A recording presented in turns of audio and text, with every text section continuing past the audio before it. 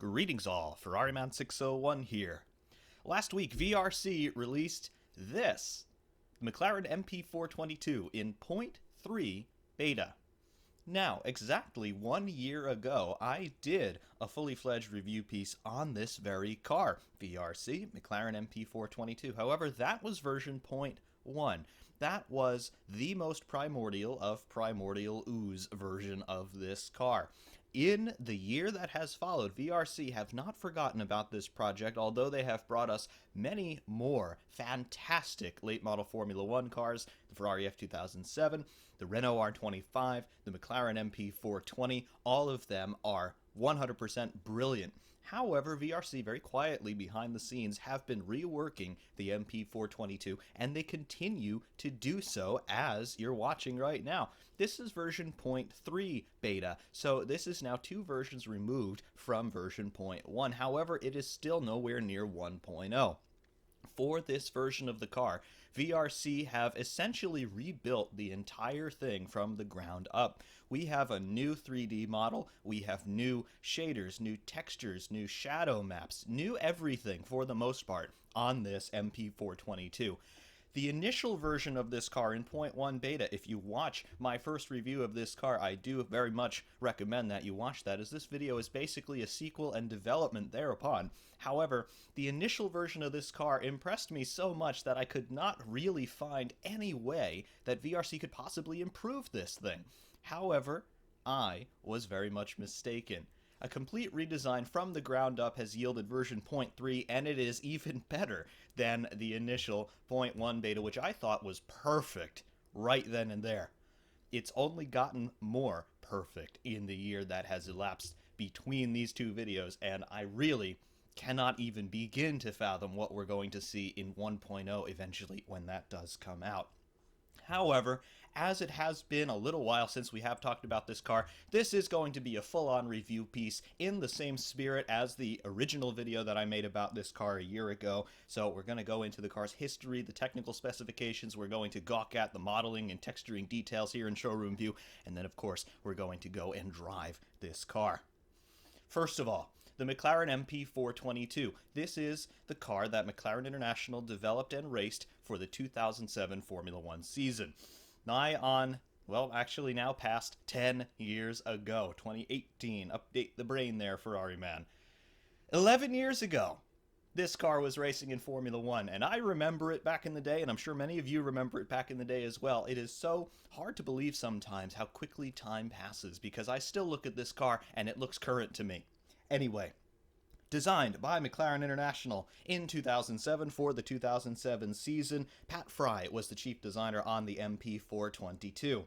In terms of the chassis, we are talking mid-2000s, so it is 100% carbon. We've got a molded carbon fiber aluminum honeycomb composite monocoque.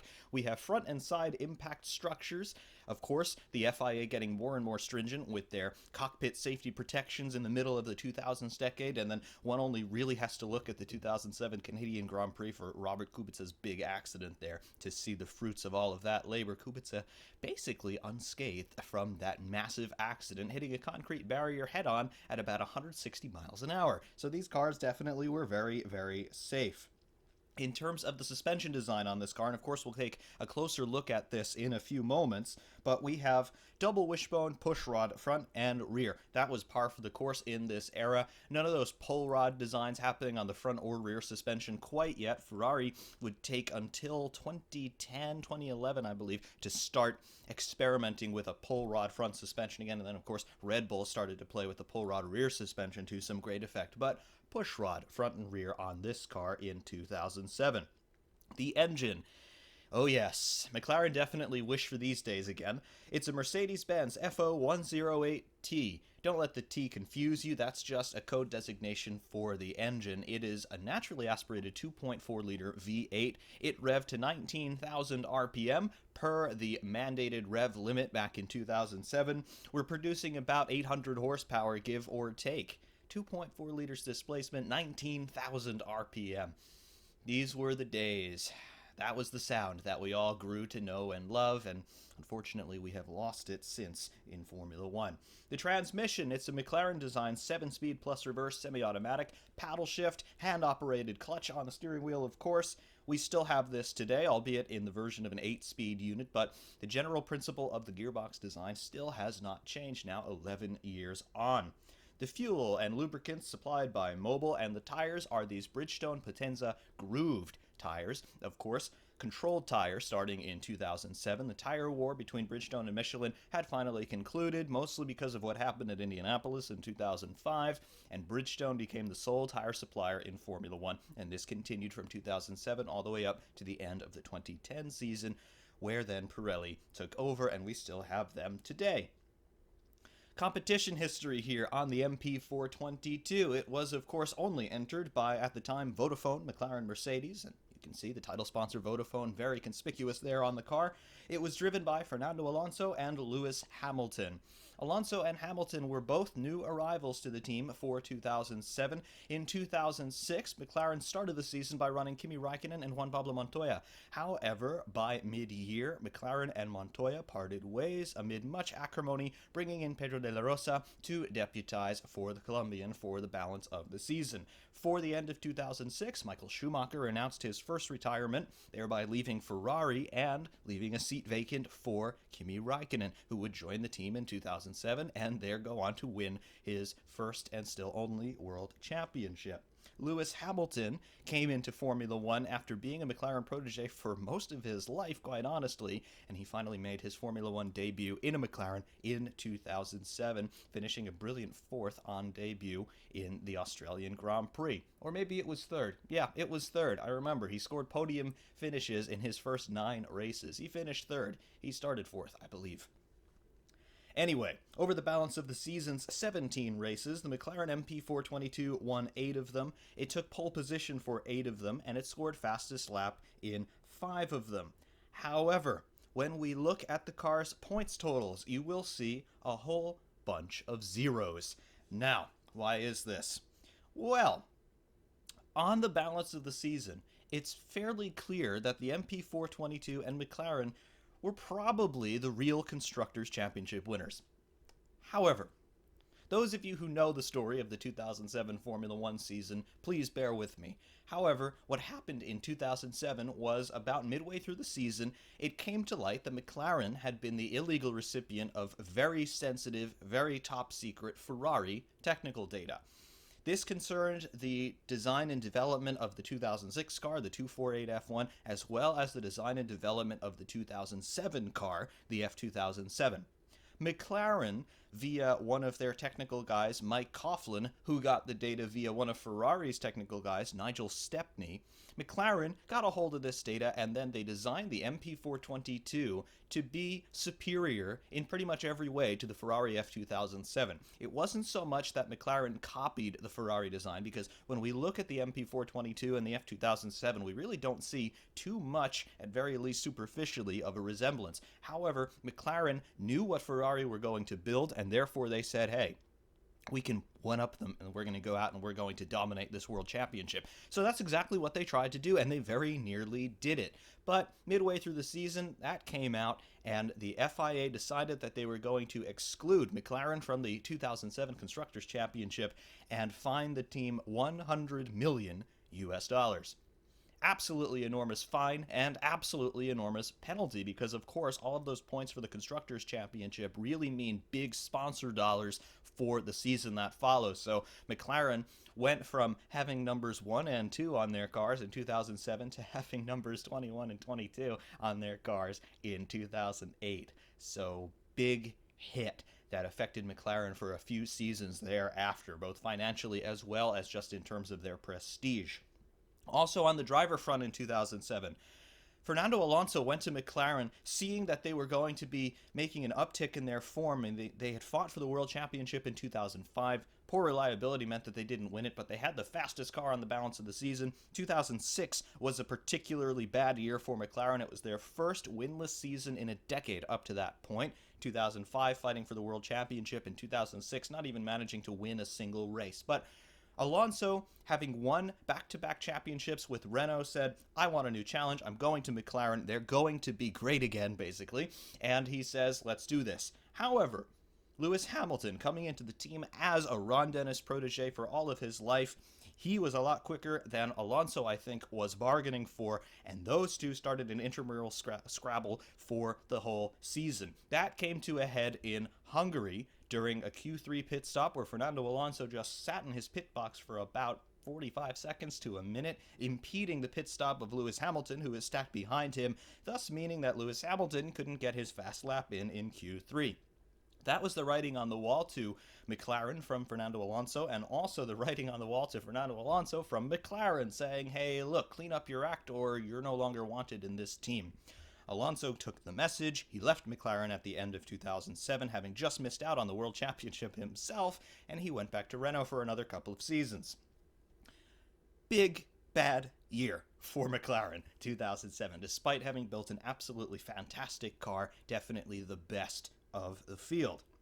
However, enough of the car's competition history, enough of the technical specifications. Let's have a look at what VRC have done here on this completely revisited McLaren MP422. First off, we can see the same level of detail on this model externally that we saw all the way back a year ago in version 0.1. However, everything on this car just looks a little bit more spiffed up. The dimensions seem a bit tighter, and therefore, looking at some high-resolution pictures of this car from back in the day, they do seem a bit more accurate, I must say. The same texture work, the same modeling work that we saw in version 0.1 is still here, but it's been completely refined, and I must say the level of detail has only increased, if that was even possible, but there it is. You can see the new for 2007 Vodafone livery on this car, punctuated by the chrome. It's really reflective, and it's really, really nice. Of course, in 2006, McLaren debuted the silver and red paint scheme. They had Emirates as one of their main sponsors back in that day, and of course Emirates had the white lettering and red background on the front and rear wings. But Vodafone, honestly, it fits better with the car, and therefore we see it here.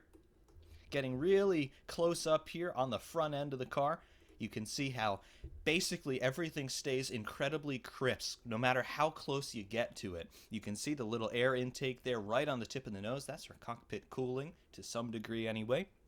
Very, very sharp. I don't see any pixelation anywhere at all, really. And then looking at all the sponsorship logos on the front wing and on the nose cone itself, everything is very sharp, very crisp, and very correct in terms of its size and its placement. Very, very cool. Looking at the front wing design on this car, you can see just how complex it is. Completely different philosophy of wing design from what we see in 2017 and now 2018 Formula 1. We haven't seen the real cars yet, but we can get a good sense of what they're going to look like anyway. But in this era, the front wings were a lot narrower, but they were also a lot deeper in terms of their three-dimensional profile on the Z-axis going up and down. And you can see the center section of the wing swoops down from the end fences quite sharply to this level section underneath the nose cone. And this is what we used to call a spoon profile on the front wings. It was a loophole in the regulations, basically, because you had the height of the nose cone on the car, which was pretty much mandated by the regulations, but they really neglected to talk about the height of the front wing in that area. So what the team started to do was they put this bend in their front wings to get the center section of the wing as low as possible for some better airflow to the car's under tray. So we ended up with these spoon wings.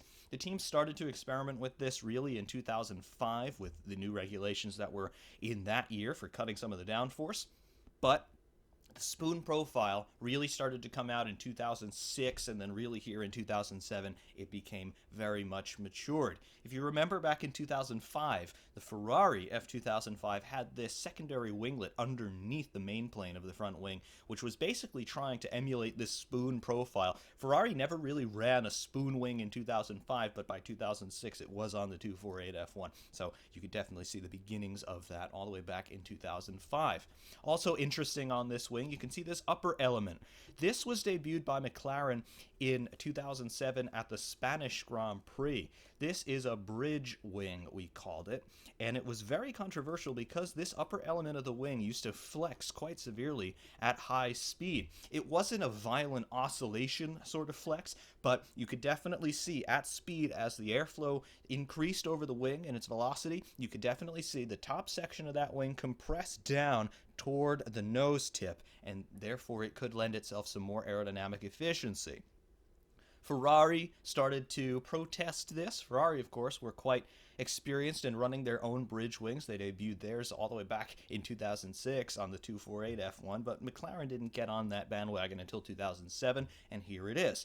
There was a protest, and the FIA issued a directive to McLaren saying you have to reinforce that bridge wing. So on later versions of this car, you will see just a little stay extending from the nose tip up to the center section of that bridge wing just to keep it from flexing so much. But it was successful, and I think it looks really cool as well.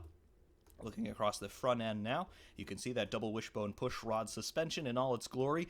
I like the updated carbon textures on these suspension elements. Looks very, very nice, and of course it looks totally correct. The lower and upper wishbones look nice. You can see the track rod and tie rod there on the upper element integrating the steering system, and the push rod itself going into the top of the chassis there. Very, very nice. Good brake duct detail as well, and then of course our wheel and tire detail. This even looks a bit spiffed up from version 0.1 beta. Everything just looks a bit sharper. The grooves there on the tires, the tread block, everything looks sharper. Nice crisp angles and edges there. I really like it. Tire sidewall, Bridgestone Potenza, of course. Very nice lettering on the sidewall. Not only the branding there, but you can see a barcode. You can see some embossed lettering there on the inner flange of the sidewall, if you will, and then going into the wheels. Very nice powder-coated black wheels with that wheel nut in there. You can see the safety pin that the mechanics would pull out after they had put the wheel on. Very cool. The valve stem and valve stem cover, nice detail there. And then inside you can see those carbon brakes with those calipers mounted down low for better center of gravity. Very cool. Midsection of the car, things start to get really complex here. If you look at the Ferrari F2007, you'll see similar treatments here in the center section of the front end. However, here is McLaren's interpretation. This is a later season variant of the car. I don't believe McLaren started the season with these canard wings here, running just above where you see those IGO logos there on the sides of the monocoque. But the F2007 debuted a very similar thing at the French Grand Prix that year, and McLaren, of course, had to follow suit. You can see very complicated and intricate barge board details now. The extreme lower elements of the front suspension, just below that, you can see some primary barge boards, and then as we move rears, you can see the main barge boards just below those IGO logos with the Johnny Walker logos on them, and then the floor. We have some floor extensions going out just slightly outboard of those Johnny Walker barge boards there, and then that then integrates the airflow into the floor, the reference plane on the car. McLaren would further develop this for 2008, but pretty much here this is the zenith of this 1995 to 2008 aero philosophy. Very, very cool. Moving midships, you can see these chimneys integrated with turning vanes. These chimneys started to pop up in 2004, 2005, just to help extract some hot air from the radiators and maybe add a little bit of downforce as well, but more so airflow conditioning as the air starts to flow toward the rear section of the car. But McLaren here have integrated them with some very nice turning vanes, really nicely modeled here from VRC. Of course, another feature on this car are these Viking horns on either side of the airbox. We saw these starting in 2005 on the MP420, and they continued all the way up through 2007 and 2008 here on the MP422 and MP423. Very cool. The rationale here, just streamline the airflow and clean it up a bit toward the rear wing to maximize the aero efficiency of that rear wing.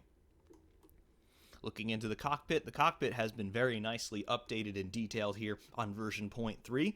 Very cool. We'll go in there in a moment, but you can see there that everything is looking very crisp indeed. Moving toward the rear section now, here is our left rear tire, and then here moving toward the rear end proper with the diffuser. Very nicely detailed here once again from VRC, and this is one of the areas where we can totally see that this car has been updated rather substantially since its initial version 0.1, guys, because there's so much more detail going on here now. Here on the rain light, which of course is operable. You can see now that we can see the fasteners that hold the rear lensing in place. Not only can you see the fasteners, but you can even see the pattern of the screw heads themselves. Really cool. Of course, the diffuser. We have, how many elements of this diffuser? We've got 1, 2, 3, 4. 4 elements here on this diffuser. Very cool. Of course, you can see the reference plane there. That is the lowest section of the floor, and as we move inboard toward the rear, you can see the multiple levels of this diffuser. The central tunnel, we have a little winglet there in the bottom section of the central tunnel, just where the overlay has come in. And as it goes away, that's the little winglet I'm talking about. Of course, we have the starter hole integrated with that. That hole there, the circular section off to the bottom right of the central tunnel, that's the starter hole. That's where you'd put an electric motor onto the back of the gearbox to spin the engine over. Very, very nicely done. The rear wing, very similar in its overall design to the front wing. You can see that deep dish spoon profile on the rear wing. Again, they're just trying to scoop up the airflow as much as possible for aero efficiency.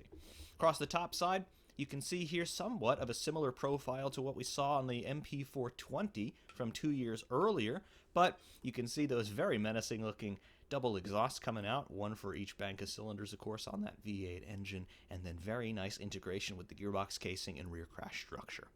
Very, very cool indeed. Over here on the shadowed side of the car, very deep, crisp, and wonderful reflections going on every which way here on that chrome bodywork. Absolutely love what VRC have done. However, we've got to go in the cockpit, so let's do that. We'll fly in here. And more or less here, this is the driving position. We'll be sitting a little bit farther forward, but this is pretty much the height we'll be sitting at. And you can definitely see that VRC have done a fantastic job here modeling the cockpit, all of the texturing, the placement of all the controls, the detail in general. It has moved up quite a few notches here from point 1 to point 3, and really, I've got to say, hats off to these guys. First off there, you can see the ignition is switched off, but we have the shift lights all lit up. Of course, they will light up sequentially from left to right as the revs go up, and it's time to grab another gear. Below that, you've got the 3 windows there for your display, so we'll have speed, we'll have gear in the center, and then on the right, we'll have fuel load in liters. The steering wheel itself looks pretty much the same in terms of its layout from point 1. However, you can definitely tell that the textures and overall meshes of everything have been cleaned up quite significantly. It's going down to the sides of the cockpit is where we really notice more detail. You can see now that we've got more switch gear. We've got more controls over on the right-hand side of the bulkhead, the fire switch, definitely some volume buttons there for the radio perhaps, maybe some heated visor stuff, and maybe some ancillary engine settings, but very nice rotary switch and knob detail. Moving down to the sides, you can see more buttons and switches there, probably for the radio system. Over down there on the right, you see another switch. Very cool. I've never really seen a good cockpit photo of the MP422, so I really can't say what all these controls are, but very nicely rendered here nonetheless from VRC. Looking around the sides of the car, you can see there, we can see the master kill switch for the ignition, and then the cockpit surround. Very nice reflections here, very nice detail. Looking down here at the rear of the bulkhead, you can see the driver's seat and the seat belts nicely integrated. Nice carbon detail there. Here's that cushion on the back of the cockpit surround to keep the driver's head from bouncing against the back of the car. And then, moving up, there is the air intake snorkel, complete with the T-bar. And right there, from our vantage point, on the right-hand side of the T-bar, from our vantage point, it's really on the left side, you can see that there is a camera lens in there. Very, very, very cool. Very much like that. Moving across now to the other side. Nice reflections once again. Definitely loving this car already, VRC. And of course here, get a good sense of the sight lines. Again, we'll be sitting a little bit farther forward, but the height is pretty much where we will be. So you can see the tops of the tires, you can see the mirrors, and that's about it. You just peer over the fronts of these Formula One cars, but really, it's fantastic. We'll leave the cockpit now. And we'll just take one last look here at this tremendous McLaren MP422 here in 0.3 beta skies from VRC.